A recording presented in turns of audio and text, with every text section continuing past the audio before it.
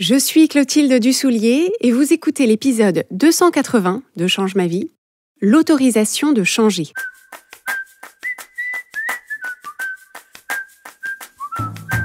Bienvenue sur Change ma vie, outils pour l'esprit.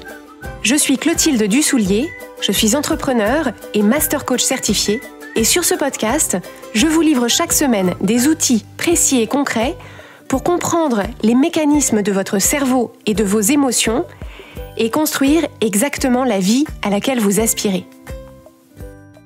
Dans l'épisode de cette semaine, je voudrais évoquer avec vous un phénomène qui peut être un frein significatif dans votre propre évolution sans que vous en ayez tout à fait conscience. Ce phénomène, je l'observe chez moi et chez les personnes qu'on accompagne tous les jours en coaching, et c'est le questionnement intérieur qui s'élève insidieusement quand on change autour de la question « Est-ce que je me sens autorisée à changer ?» Ce phénomène se présente lorsque deux forces sont en présence. La première force en présence, c'est votre propre désir de changement. C'est votre évolution qui est en marche. Et ce changement, cette évolution, se présente comme les deux faces d'une même pièce. Il y a vos changements intérieurs d'une part et vos changements extérieurs d'autre part. Donc les changements intérieurs auxquels vous pouvez peut-être aspirer, ça peut être pour aller par exemple vers une plus grande confiance en vous, un plus grand sentiment d'alignement dans votre quotidien, une plus grande sérénité, un plus grand sentiment de pouvoir sur votre vie et sur vos choix, une plus grande audace dans vos projets. Et les changements extérieurs auxquels vous pouvez aspirer, ça peut être dans vos circonstances de vie, ça peut être le métier que vous exercez et comment, ça peut être l'endroit où vous vivez, la personne avec qui vous êtes, ça peut être votre réussite professionnelle ou financière. Ces changements extérieurs, ça peut être aussi dans votre façon de vous exprimer, de faire valoir votre point de vue, vos envies, vos refus. Ces changements peuvent concerner votre façon d'utiliser votre temps, votre façon de vous organiser, vos bonnes ou vos mauvaises habitudes, entre guillemets, et ce que vous décidez de faire ou de ne pas faire. Et puis, ça peut concerner vos relations avec les autres plus directement, dans la dynamique de ces relations, dans votre façon d'être au sein de la relation, dans ce que vous acceptez ou non, dans ce que vous exprimez ou non. La partie intérieure et la partie extérieure de ces changements se fait toujours en tandem. C'est parce qu'on change à l'intérieur, dans notre façon de penser, dans notre regard sur nous-mêmes, dans les émotions qu'on ressent, que ça se traduit par des changements à l'extérieur, dans la personne qu'on donne à voir aux autres, dans ce qu'on dit et comment, dans ce qu'on fait et comment, dans ce qu'on accomplit et comment. Alors, en réalité, je parle d'un tandem, mais plus qu'un tandem, l'image, c'est plutôt une personne qui marche. Le premier pas correspond à des changements intérieurs sur lesquels on prend appui pour avancer l'autre pied, le pied des changements extérieurs. Et une fois que ce deuxième pied est posé, ça nous donne de l'élan et un appui pour aller plus loin dans nos changements intérieurs qui, à leur tour, nous permettent de faire un pas de plus dans les changements extérieurs et ainsi de suite, un pied après l'autre. Ce que je veux que vous gardiez bien en tête, c'est que ces changements, aussi bien intérieurs qu'extérieurs, sont perpétuellement en marche, justement. Que vous soyez dans une démarche active de changement ou non, vous êtes en train de changer. Vous êtes en train de changer parce que tout ce qui est vivant évolue perpétuellement et parce que chaque journée vous amène de nouvelles expériences que votre cerveau interprète et intègre. Donc tous les êtres humains sont en évolution tout le temps, mais la grande différence, c'est selon que vous êtes dans une démarche de changement active et choisie, qui vous permet de conduire cette démarche dans le sens qui vous convient, ou selon que vous êtes dans le mode par défaut du changement, comme la plupart des gens qui ne se posent pas de questions particulières, et qui évoluent en pilotage automatique, selon leur programmation sociale et l'influence de leur entourage. Mais si vous écoutez Change ma vie, je fais le pari que vous appartenez plutôt à la première catégorie, celle des personnes qui ont envie de se poser ces questions-là, qui aspirent à changer dans le sens qu'elles choisissent, dans la direction qui leur convient le mieux, et qui ont envie d'être résolument dans la cabine de pilotage de ces changements. En m'écoutant, je vous propose de faire un petit inventaire intérieur des changements auxquels vous aspirez aujourd'hui dans votre propre vie. De quelle façon est-ce que vous aimeriez changer, évoluer, à l'intérieur, dans votre façon de voir la vie, dans votre façon de vous parler, dans votre façon de vous sentir au quotidien. Donc, prenez un moment, maintenant ou plus tard aujourd'hui, pour y réfléchir et le noter. Et si on s'intéresse maintenant à l'autre moitié de cette même orange, dans ce qui se voit de l'extérieur, de quelle façon est-ce que vous aimeriez que votre situation change dans vos circonstances de vie, votre emploi du temps, dans vos habitudes, dans la dynamique de vos relations? Si vous imaginez projeter votre vie sur un écran de cinéma, qu'est-ce que vous aimeriez voir de différent très concrètement dans le film qui correspond à la suite de votre vie, celle que vous avez envie de vivre? Là aussi, je ne peux que vous encourager à réserver du temps pour déployer cette réflexion et laisser votre esprit explorer ces changements extérieurs, explorer vos envies, explorer votre curiosité, ce qui vous plairait, ce que vous avez envie d'essayer, de tenter, de vivre. Cette capacité à rêver pour vous-même, à pousser les murs de vos aspirations et à sortir des contours bien délimités des rêves que votre entourage ou la société vous ont proposés, c'est une disposition d'esprit qui ne vient pas naturellement à tout le monde, mais ça se travaille. Ça fait d'ailleurs partie des compétences dont on vous équipe lorsque vous rejoignez le programme de coaching de Change ma vie. C'est toute cette démarche autour de la vision que vous allez développer pour vous-même, aussi riche et vivante que possible, et qui vous servira ensuite de cap dans votre quotidien et vos décisions. Donc on a cette première force en présence, c'est votre désir de changement, votre désir d'évolution, votre désir de vous approcher au plus près de la vie que vous voulez vivre et de la personne que vous voulez être en les vivant. Mais face à cette force, face à ce désir de changement, apparaît une force opposée qui est tout simplement notre résistance au changement et toutes les objections et les craintes qui s'élèvent en nous à l'idée de changer. Cette résistance au changement est en chacun et chacune de nous, à des degrés divers, mais elle est toujours présente. Ça fait partie du fonctionnement de l'être humain parce qu'une partie de notre cerveau associe le changement avec l'inconnu et l'inconnu avec le risque, et par conséquent, cette partie de notre cerveau freine des quatre fers pour nous épargner, au mieux de l'inconfort, au pire, la mort. Alors, une fois qu'on a dit ça, ça ne veut pas dire que s'il y a résistance au changement, c'est la fin de l'histoire. L'enjeu, c'est de prendre en compte cette résistance au changement, sans l'ignorer, sans la fourrer en boule dans un sac au fond d'un placard. Si les changements auxquels on aspire ont de la valeur pour nous, si on en a effectivement envie, alors une partie de notre travail, c'est d'accueillir cette résistance comme faisant partie intégrante du processus de changement et de déterminer ce dont on a besoin pour la dépasser. Et l'un des facteurs de résistance au changement les plus importants, et celui dont je veux vous parler aujourd'hui, c'est la question de se sentir autorisé ou non à changer. Alors, quelle forme est-ce que ça peut prendre ? Imaginons que vous ayez envie de changer de travail, que ce soit prendre un autre poste dans une autre entreprise, lancer une activité en indépendant ou en indépendante, ou entreprendre une reconversion.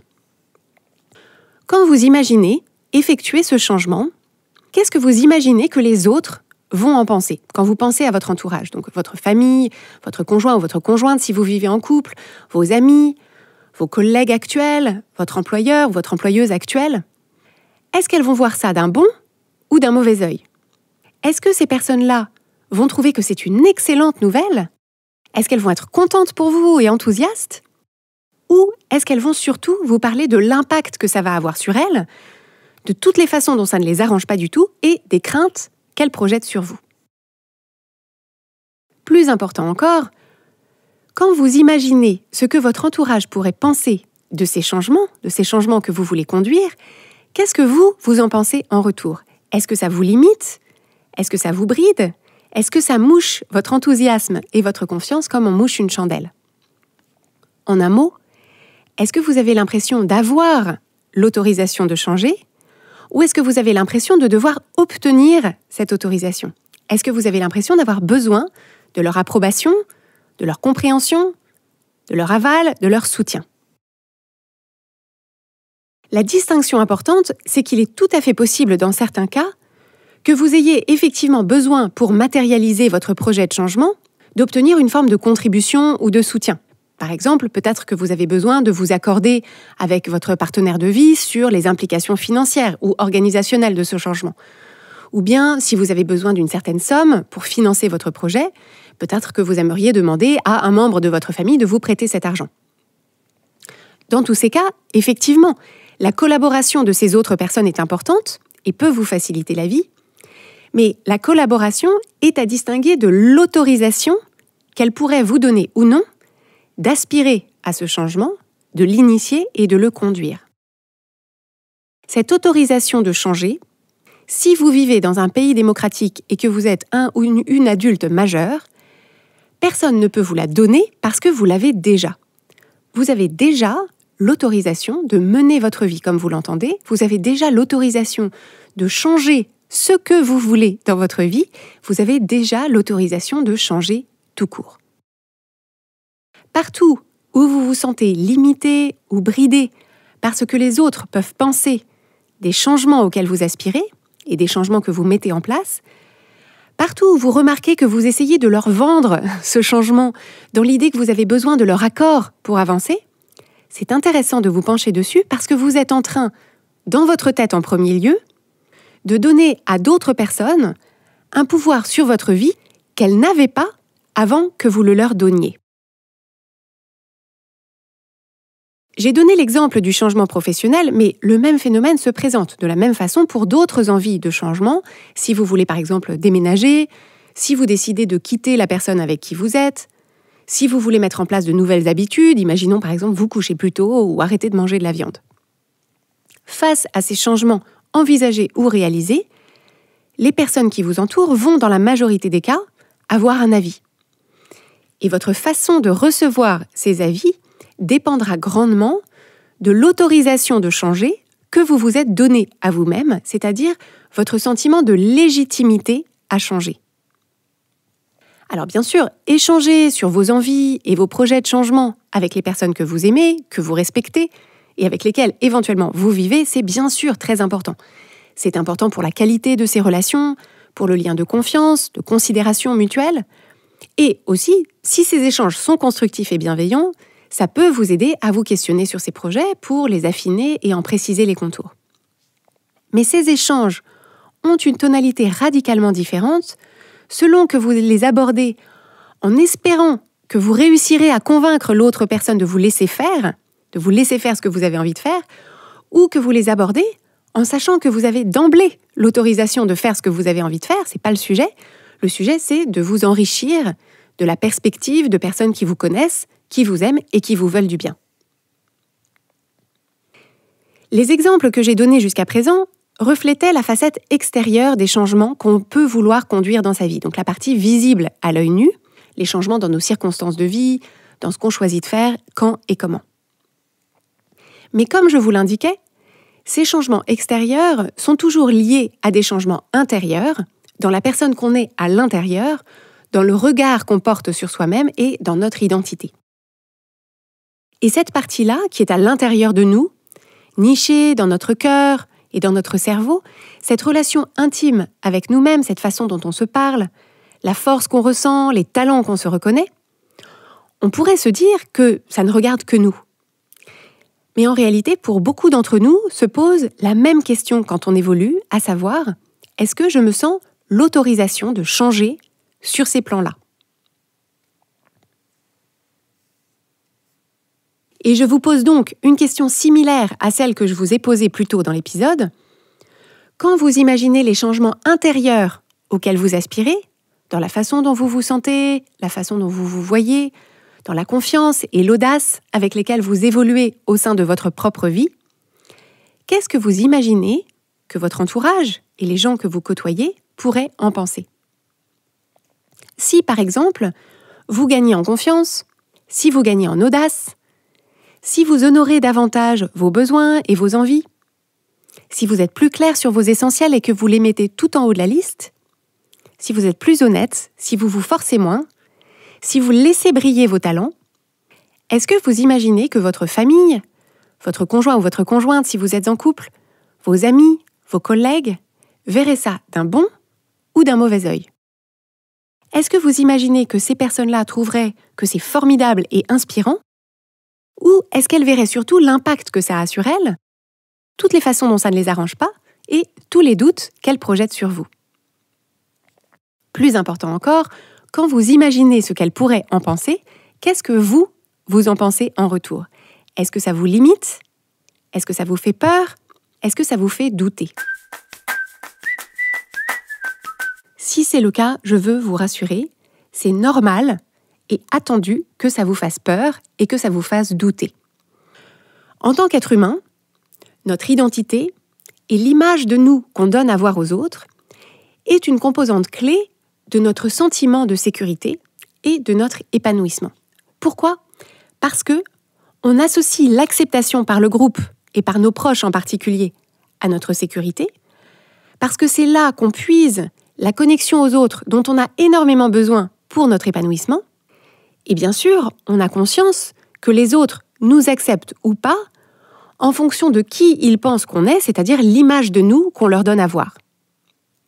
Par conséquent, quand je me sens évoluer intérieurement, je sais que ça va se voir extérieurement et une partie de moi y voit un risque. Les personnes qui m'acceptaient et qui m'aimaient avant, acceptaient et aimaient la version de moi que je leur donnais à voir avant, mais si je change, si j'évolue, alors je leur donne à voir une autre version de moi et je ne peux pas savoir à l'avance si ils choisiront d'accepter et d'aimer cette version-là ou pas. Et quoi qu'ils décident, il faudra respecter leur choix, même si on n'est pas d'accord. De la même façon que nous-mêmes, on n'accepte pas et on n'aime pas tout le monde, de la même façon que nous-mêmes, quand les gens autour de nous changent, on peut éprouver de la résistance. Et parfois, ça ne nous plaît pas. Et on a parfois beaucoup de mal à les accepter et les aimer dans leur changement. Donc il faut bien comprendre que les autres sont des êtres humains comme les autres et comme nous en particulier. Néanmoins, cette idée que les autres puissent ne pas nous accepter ou ne pas nous aimer quand on change, ça nous est très inconfortable, voire c'est angoissant. Et ce qui se passe alors dans notre tête, c'est que pour nous protéger de ce risque, on dose notre évolution, on dose nos changements en fonction de l'autorisation que les autres ont l'air de nous donner ou non de changer et d'évoluer. C'est comme si on imaginait qu'on avait une petite marge de manœuvre autour de notre identité actuelle, autour de la personne qu'on est aujourd'hui, une marge de manœuvre de 2 à 5% dans laquelle on est autorisé à changer sans que ça remette en cause l'acceptation et l'amour qu'on reçoit. Au-delà, on a l'impression que c'est franchir une limite, que c'est prendre un risque et on a peur d'y aller. Je vous propose de prendre un petit moment en m'écoutant pour évaluer ça. Est-ce que vous ressentez que vous avez une marge de manœuvre pour évoluer sans risquer vos relations les plus précieuses? Ou est-ce que vous avez l'impression de n'avoir aucune marge de manœuvre? Si cette marge de manœuvre existe, est-ce qu'elle vous paraît infinitésimale dans l'épaisseur du trait? Ou est-ce que vous ressentez au contraire une grande latitude pour vous déployer pleinement, pour être vraiment qui vous êtes et pour devenir vraiment la personne que vous avez envie de devenir? La réponse dépend sans doute des relations, dépend sans doute des axes sur lesquels vous aimeriez changer, mais c'est quelque chose qu'il est important d'évaluer pour que vous ayez conscience des freins que vous percevez, des façons dont vous limitez vos envies de changement parce que vous avez l'impression que la dynamique de vos relations avec d'autres personnes ne vous y autoriserait pas. J'aimerais pouvoir vous rassurer et vous dire que j'ai le secret pour conduire ces changements, qu'ils soient intérieurs ou extérieurs, d'une façon qui vous protège intégralement et à 100% de ces risques relationnels. Mais ce serait vous mentir, parce que je ne pense pas que ce soit possible de le garantir.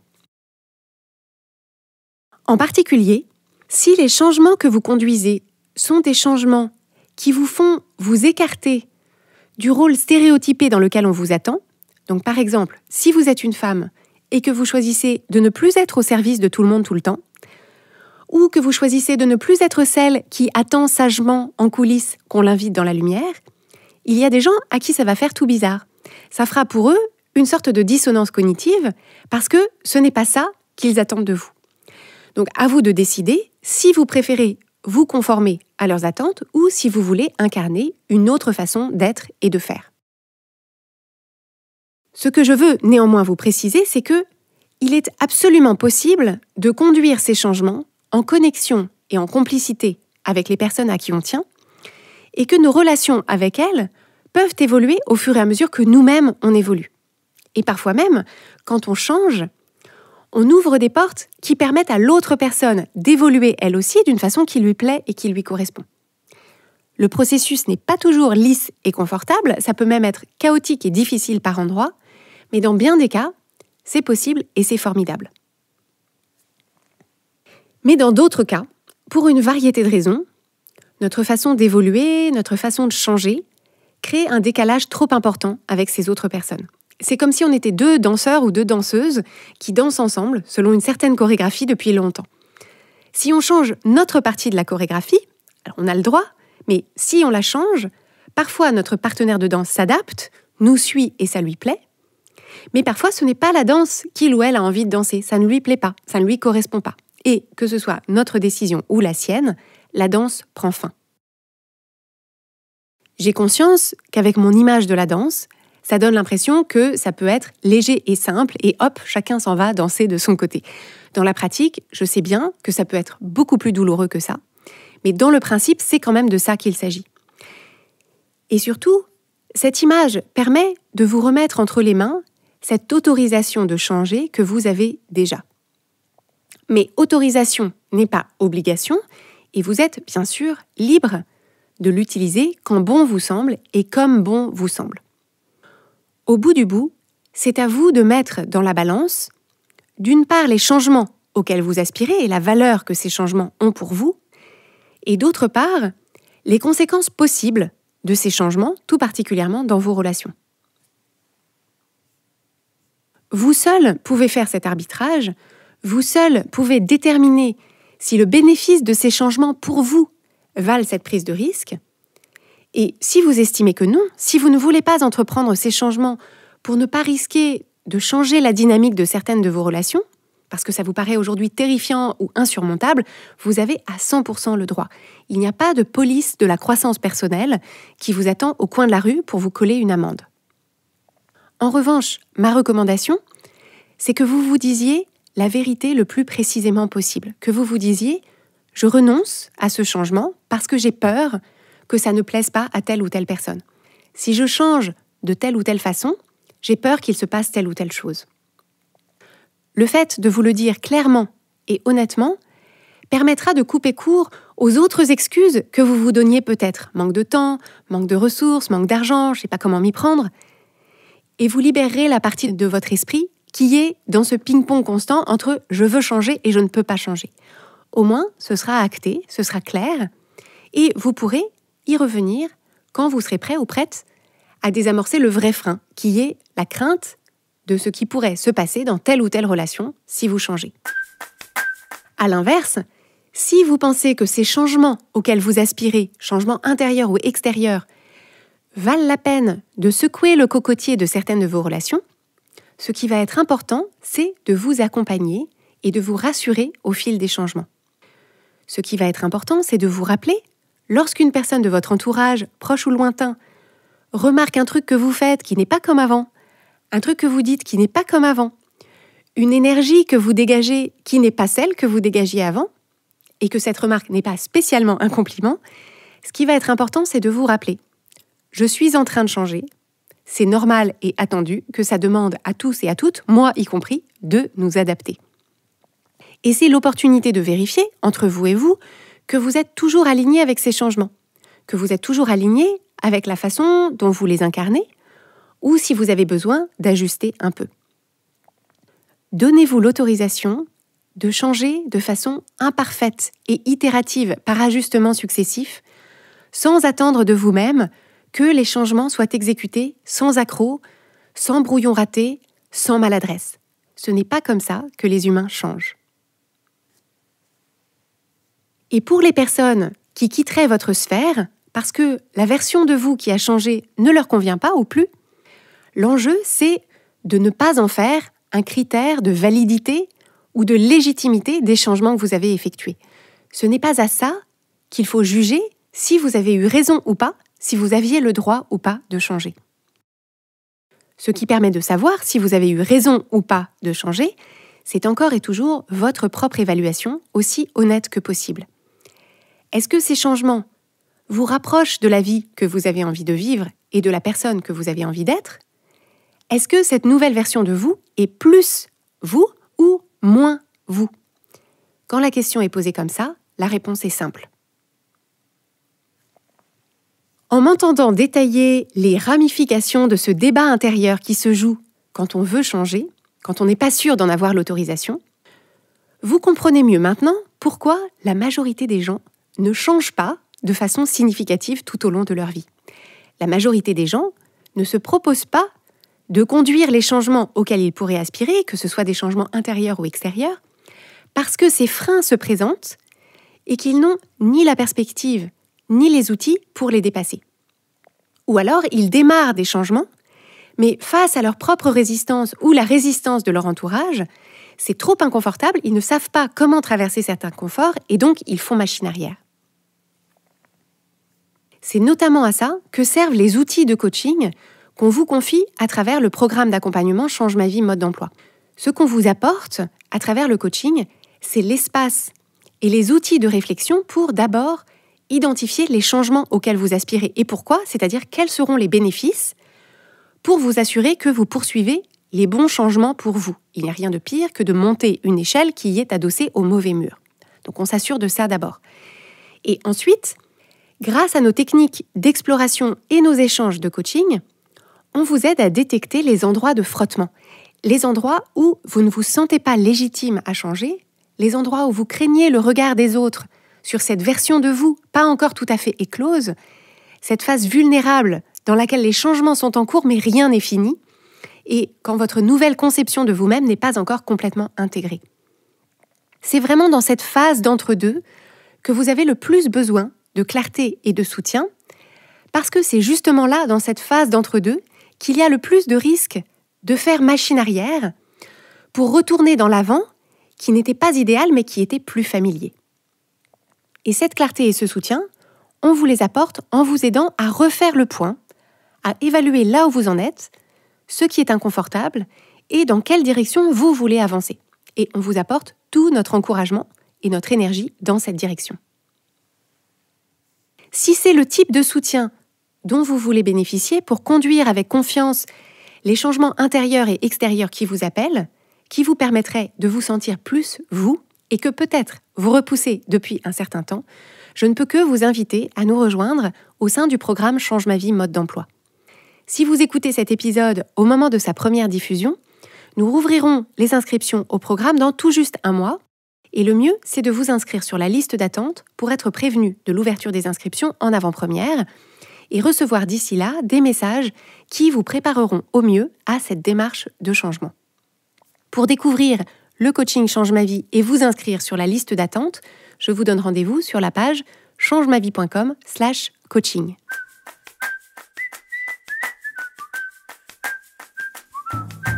Si vous aimez Change ma vie, vous allez adorer Change ma vie mode d'emploi. Change ma vie mode d'emploi, c'est le programme de coaching qui va vous donner des ailes pour atteindre tous vos objectifs de vie. Grâce à notre méthodologie unique, nous allons vous guider pas à pas pour développer la vision riche et vivante de ce que vous voulez. Nous allons vous aider à trouver la clarté sur la façon la plus simple et la plus directe de l'obtenir, et nous allons vous apprendre à soutenir votre élan tout du long en surmontant les obstacles avec confiance pour vous sentir avancer tous les jours vers la vie à laquelle vous aspirez. Si vous écoutez Change ma vie, c'est que vous savez que vous avez une vie extraordinaire à vivre. Une vie qui a du sens et un impact, et c'est notre mission et notre passion de vous y aider. Je vous donne donc rendez-vous dès aujourd'hui sur changemavie.com/coaching pour avoir toutes les informations.